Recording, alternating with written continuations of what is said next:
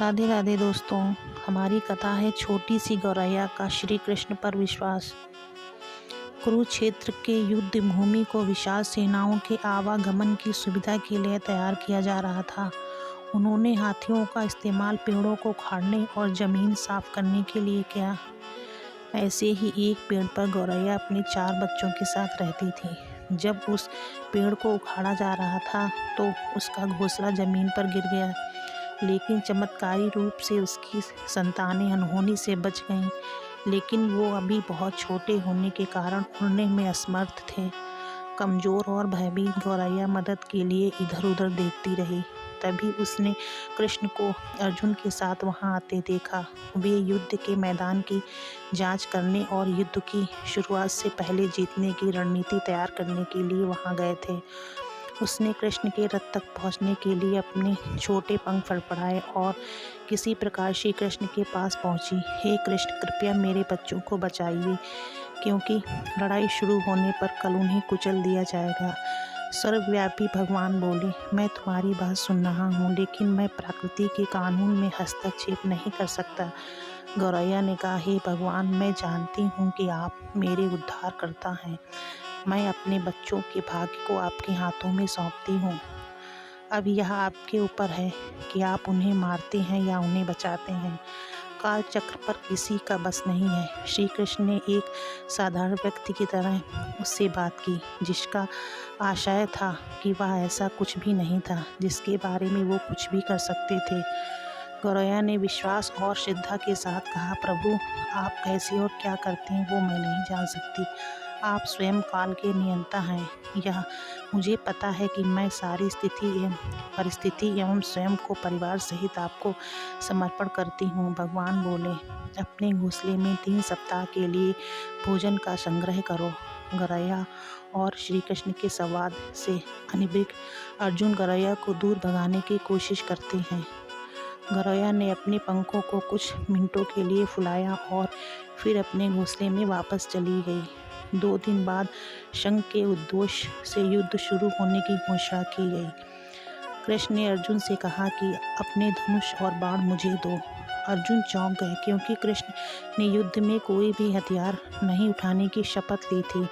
इसके अतिरिक्त अर्जुन का मानना था कि वह सबसे अच्छा धनुर्धर है। मुझे आज्ञा दे भगवान, अर्जुन ने दृढ़ विश्वास के साथ कहा।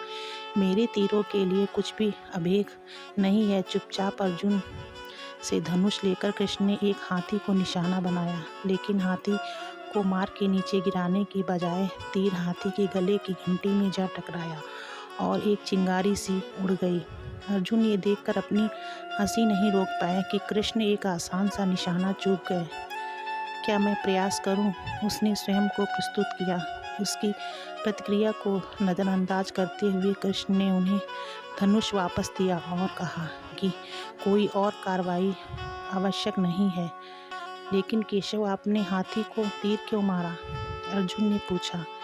क्योंकि इस हाथी ने उस गौरैया के आश्रय उसके घोंसले को, जो एक पेड़ पर था, उसको गिरा दिया था। कौन सी गौरैया? अर्जुन ने पूछा। इसके अतिरिक्त हाथी तो अभी स्वस्थ और जीवित है, केवल घंटी ही टूट कर गिरी है। अर्जुन के सवालों को खारिज करते हुए कृष्ण ने उसे शंख फूंकने का निर्देश दिया। युद्ध शुरू हुआ। अगले 18 दिनों में कई जानें चली गईं। अंत में पांडवों की जीत हुई। एक बार फिर कृष्ण अर्जुन को अपने साथ सुदूर क्षेत्र में भ्रमण करने के लिए गए। कई शव अभी भी वहाँ हैं, जो उनके अंतिम संस्कार का इंतजार कर रहे हैं। जंग का मैदान गंभीर अंगों और सिर बेजान सीढ़ियों और हाथियों से अटा पड़ा था। कृष्ण एक निश्चित स्थान पर रुके और एक घंटी, जो कि हाथी पर बांधी जाती थी, उसे देखकर विचार करने लगे। उन्होंने कहा, अर्जुन, क्या आप मेरे लिए यह घंटी उठाएंगे और उसे एक तरफ रख देंगे? निर्देश बिल्कुल सरल था, परंतु अर्जुन के समझ में नहीं आया। आखिरकार विशाल मैदान में, जहाँ बहुत सी अन्य चीज़ों का साफ करने की ज़रूरत थी, कृष्ण उसे धातु के एक टुकड़े को रास्ते से हटाने के लिए क्यों कहेंगे? उसने प्रश्नवाचक दृष्टि से उनकी ओर देखा। हाँ, यह घंटी, कृष्ण ने दोहराया। यह घंटी वही घंटी है जो हाथी की गर्दन पर पड़ी थी। जिस पर मैंने तीर मारा था। अर्जुन बिना किसी और सवाल के भारी घंटी को उठाने के लिए झुका। जैसे ही उन्होंने उसे उठाया, उसकी हमेशा के लिए जैसे दुनिया बदल गई। 4 युवा पक्षियों और उसके बाद एक गौरैया उस घंटी के नीचे से निकले। बाहर निकलने के बाद माँ और उसके छोटे पक्षी कृष्ण के इधर गिर्द मंडराने लगे एवं बड़े आनंद से उनकी परिक्रमा करने लगे। 18 दिन पहले काटी गई एक घंटी ने पूरे परिवार की रक्षा की। अर्जुन ने कहा, मुझे क्षमा करें हे कृष्ण, आपको मानव शरीर में देखकर और सामान्य मनुष्यों की तरह व्यवहार करते हुए मैं भूल गया था कि आप वास्तव में कौन हैं। दोस्तों, ये कहानी अगर आपको पसंद आई हो तो कृपया इस वीडियो को लाइक करें और ऐसी ही बहुत सारी कहानियों को सुनने के लिए चैनल को सब्सक्राइब ज़रूर करें।